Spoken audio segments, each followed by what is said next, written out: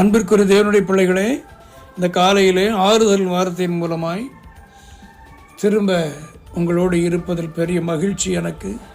இந்த காலையில் தேவனுடைய வார்த்தை உங்களுக்கு வாசிக்கிறேன். ரோமர் 8ஆம் அதிகாரம் 28ஆம் வசனம். அன்றியும் அவருடைய தீர்மானத்தின்படி அழைக்கப்பட்டவர்களாய் தேவனிடத்தில் அன்பு கூறுகிறவர்களுக்கு சகலமும் நன்மைக்கு ஏதுவாக நடக்கிறது என்று அறிந்திருக்கிறோம்.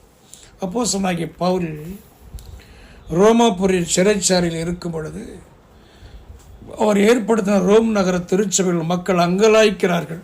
தேவைகள் சந்திக்கப்படவில்லையே, மேலும் மேலும் பலவீனம், வியாதி, மேலும் மேலும் எங்களை அடிக்கிறார்கள், துரத்துகிறார்கள் என்று இது கேள்விப்பட்ட அப்போஸ்தலனாகிய பவுல் இந்த கடிதம் எழுதுகிறார். அன்றியும் அவருடைய தீர்மானத்தின்படி அழைக்கப்பட்டவர்களாய் தேவனிடத்தில் அன்பு கூறுகிறவர்களுக்கு சகலமும் நன்மைக்கு ஏதுவாகவே நடக்கிறதாம். சோர்ந்து விடாதிருங்கள். அங்கே பிலிப்பைன்ஸ் நாட்டில் மணிலா என்கிற ஒரு தலைநகர் பட்டணம் இருக்கிறது. அங்கே ஒரு தேவனுடைய மனுஷன் இருந்தான்.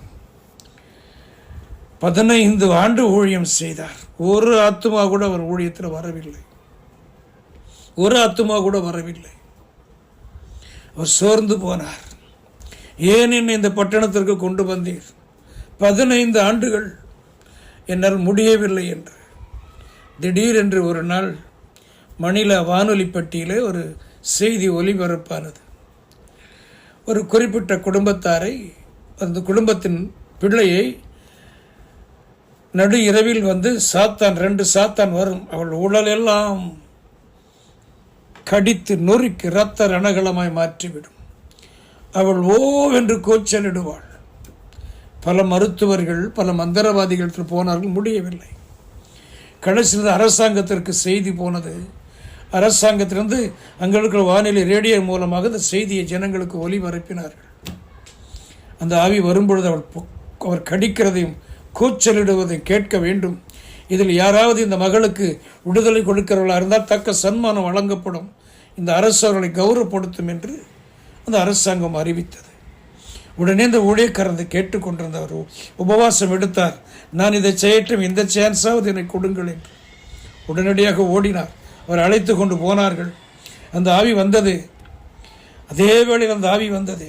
இவர் அங்கு உட்கார்ந்து கொண்டிருக்கார். கடிக்க வரும்பொழுது அவர் கேட்சித்தார்.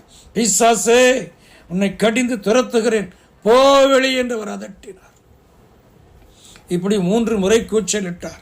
அந்த ஆவிகள் பறந்து போனது. பெரிய விடுதல் அந்த மகளுக்கு வந்தது. அந்த அரசாங்கம் அவரை கௌரவிக்க நினைத்தது. கேட்டான், உங்களுக்கு நாங்கள் என்ன செய்ய வேண்டும்? அவர் சொன்னார், எனக்கு சபை இல்லை, இடம் இல்லை, என்னால் முடியவில்லை என்று. அரசாங்கம் ஒரு மிகப்பெரிய இடத்தை கொடுத்தது, சபையை கட்டி கொடுத்தது. அரசாங்கத்தின் ஜனங்களுக்கு இந்த இடத்திற்கு போங்கள், ஒரு விடுதலை கொடுக்கிற அறிவித்தது. இப்படி அன்றியும் ஒரு தீர்மானத்தின்படி அழைக்கப்பட்டவர்களாய் தேவனிடத்தில் அன்பு கூறுவர்களுக்கு சகலமும் நன்மைக்கு ஏதுவாக நடக்கும். சோர்ந்து விடாதீர்கள். இதுவரைக்கும் நன்மை நடக்கவில்லையா?